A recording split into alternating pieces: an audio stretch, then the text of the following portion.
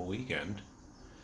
It is Sunday. We had a nice, beautiful day here, and for the first time in 3 weeks, I was able to go to the flea market, which was kind of cool because the last couple weeks, because of the rain, they wound up canceling. It's a pretty big flea market and stuff, so that's where I do a lot of my. I'm gonna fix this. A lot of my eBay stuff with my flea market finds. And this time around, it did not disappoint. I scored pretty big. I got a lot of decent stuff here. Just real quickly, we're going to go over. I spent, let's see, 120. I think I got my money's worth. Pretty sure I did. A couple of things already have bids on them, so I think I'm going to do okay. But I do like to share them. I do like to show everyone what I find and pick up. And because you never know. That's what's great about flea markets. You just never know what you're going to get. The first things we're going to look at here, I got, this is, well, these at Walmart and Target. This is from the G.I. Joe Classified series. These are, fairly new, 2020. And I got a Destro Classified series figure. Sealed in box. Nice artwork in the back. And as you can see, we got some Cobra symbols. I'm assuming those are Destro's attributes. And that's on the side there. And I got him for $10, which is cheaper than I would have gotten at the store. So I feel fairly confident that I'm going to do okay on this. Hopefully they're going to double my money. Try to get at least 20. We'll see how that goes out. And then I got this guy who's kind of cool. The G.I. Joe Classified series. Snake Eyes. Right there. Mint and package sealed, just like Destro. Nice artwork on the back. And here's Snake Eyes stats, I'm assuming. I'm not sure what that's supposed to mean exactly. I'm just guessing there, but as you can see, he comes with all his weapons, a backpack, and it's a sharp-looking figure. I'm not opening these to review them. These are up on eBay at the moment, and I'm hoping to make a nice little profit off those. I paid $10 a piece on those. So, fix that. I paid $10 a piece on those. And I think I'm going to double my money on those. The next thing I'm going to look at here, I'm going to put this up here.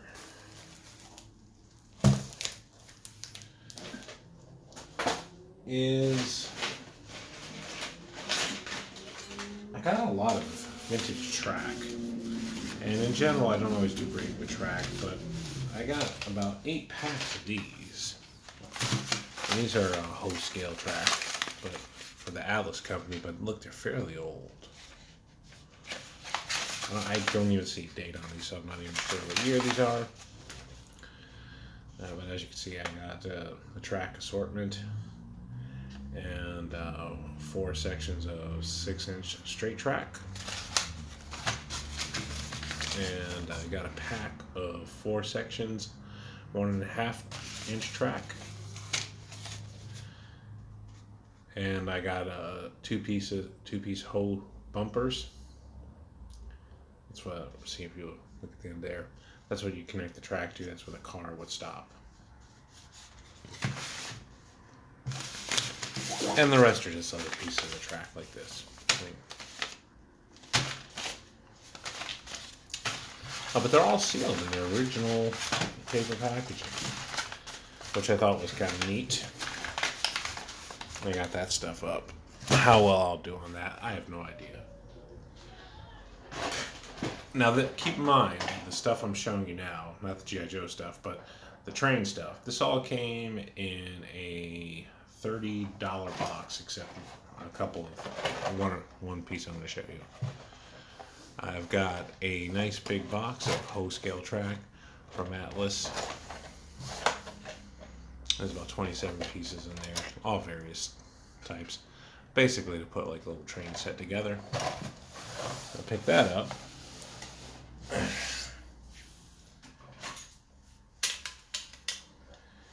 And I gotta, well, yeah, pull this out to show you here. Like a ton of little small cars like this. A lot of these are dirty, need some cleaning. Okay, I'll show a couple examples. I'm not going to go through every piece because it would just be insane. And this is from Lifelike. It's a company that makes a box car, so on and so forth, for a hose scale train set. But there's some interesting little pieces in there. Some nice little advertisement pieces. Those should clean up fairly easy, I think. And then I got a bunch of those from Lifelike. Then I got a bunch of these little guys here, little whole scale box cars without any moniker on them. Although this one's Lifelike actually.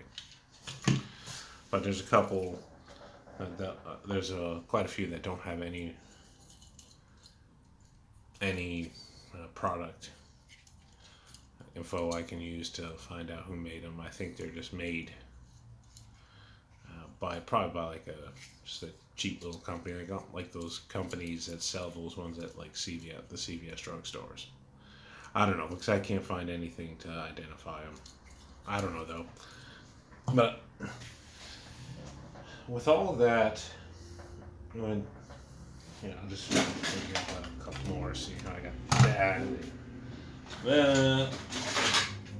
And I got a locomotive that doesn't have any identification mark on there, so I'm not sure how well I'm going to do with that stuff. But at $35 for the box, I'm going to make my money on this stuff. Let's see.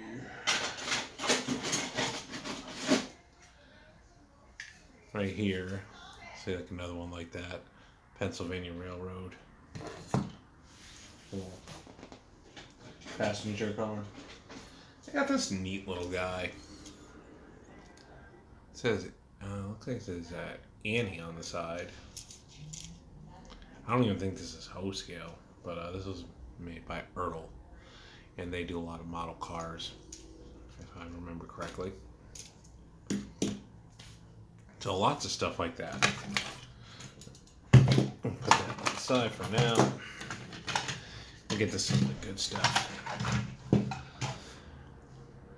I also picked up, these are from 1939, some pre-war Lionel box cars, or a box car, and a coal car. And these suckers are old. These are from 1939. And while they do have like some paint damage, the wheels on these are still fairly nice. If you look right here, the wheels are nice, and the piece where you tip the coal car, that's still pretty decent. And you have the Lionel logo right there in prominent display. And then this is one of the passenger cars, and the main difference between the pre-war stuff and the stuff that afterwards is a lot. This is pressed metal. This is I don't know if this would classify as a tin car per se, but it's metal. I want to say I forget how they specifically call it, but plated steel maybe, plated steel possibly. And you can see there's the identifying number, and that's how I found out it was from 1939. This is missing a set of wheels right there, but that's easily replaceable. That is a easy fix. I'm selling these as a little team right here, and I have it starting at $20. I'm hoping I double my money on these. I don't know how well I'll do on these. Last time I sold this kind of stuff, I did fairly well, but the other stuff I had was in much better shape. I'm selling these mainly as, you know, parts or repair. So whoever buys these, they know getting, you know, they can either use these for parts, or if they want to try to restore it, they can. I think this is probably the most restorable one out of the two. Well, this one isn't too bad either. I guess if you wanted to restore this one, I've certainly seen them in worse shape. But the key is that they're pre-war, so they command a bigger bit of a payout compared to like some of the other stuff. This is really what I think is nice, the big daddy out of the whole deal. This is a Lionel 1952-2025 locomotive. Another beast. He's a beast. This was one of the more popular ones. This was like more of a mainstay one, and as you can see, it's not in terrible shape. The paint job on it, I pretty much just gave it a quick wipe down, but it's in decent condition. There's some paint chipping, of course, but you see it's not missing any pieces. And one of the things you're gonna sorry about that. One of the things you're gonna want to look for on these bad boys is the wheels. That is important because a lot of times the wheels could be crumbling apart or rusting, and the wheels on these are really nice. And as you can see, the engine itself, it turns, which means the engine still should be good on this. I can't test this to prove it, but the engine still should be good on it. And of course I have this tender car. This is another one that's got some weight to it, but not nearly as much as the locomotive. So you know what you do is you just attach right there like that. And the train is ready to depart, pick up its passengers, and everyone will be happy. This is a steam engine. That switch, I believe, has something to do with it. And if you look in the front, a lot of times you'll find this missing, are the little jewels. And it has their little green jewels and little white, I'm assuming it's supposed to be its headlight, I guess, if you will. A little bell there, that's there. Sometimes I'll be missing. But really, this is just a nice piece. This is, like I said, this is from 1952, so this isn't pre-war or anything, so it's not going to demand what you may have to pay for like a pre-war train. But it's in nice enough shape, and it's a more sought-after Lionel train. And I picked this pair up for $35. I put it up on eBay, and it's already got a bid at $37. So that's sold, and I have a feeling I'm probably going to double my money on that. Let's see. Got this box of nonsense here. It's like a scenery you put on your model kit. Right there. Got some trees and bushes and things of that nature. And this is for hose scale and O scale. So, if I had to venture a guess, let's see, and with all of the random low-level box cars, I would say I have 2, 4, 6, 8, 10, 12, I'd say 16 maybe in total, maybe a couple more than that. I picked up the locomotive with the tender, the pre-war box cars,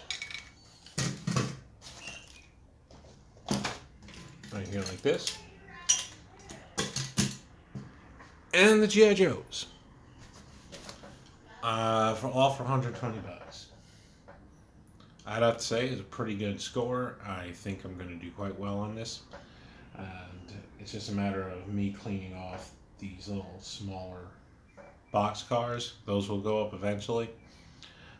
And it might be a slow sale. Might take a week or two for me to really see my money come in, but I'm confident it will come in. And I figured I'd share it with all of you. I want to try to do like a weekly thing here with my flea market finds, but I can't always get to the flea market. It's an outdoor flea market, so weather plays a lot to do with it. But I'll certainly share my flea market scores. And I have a couple big videos coming up that I look forward to doing. I will be restoring a couple G1 Transformer boxes. That should be fairly soon. And last but not least, which I'm really excited about, with my Megatron parts coming in. Yes, they are in. I will be putting together my Megatron, and it will be in near mint condition. So I really look forward to that. And, look, I just noticed this now. This train's got a sad little face. A little sad guy. Like, oh, woe is me. Poor little guy. He will probably wind up being tossed in the garbage as well. I don't foresee this going well. Maybe if I could, I'll just throw it in like a big lot of junk boxcars, and whoever gets it will get this little guy too. Oh, woe is me. Maybe I'll keep him. I feel bad for this guy. I think I'll keep him. Why not? But now, okay. Here's some background noise. I apologize for that. But stay tuned for my upcoming videos. I hope you enjoyed my quick little review and find here. And look forward to bringing more content your way in a fairly decent time. I can't give a prediction at the moment, to be quite honest with you. But I wish you all a blessed evening. Make sure you love your loved ones and your friends, and just make sure you just enjoy life into the fullest. All right? I apologize for the background noise. But anyways, you have a blessed day, and I hope you have a blessed weekend. Take care.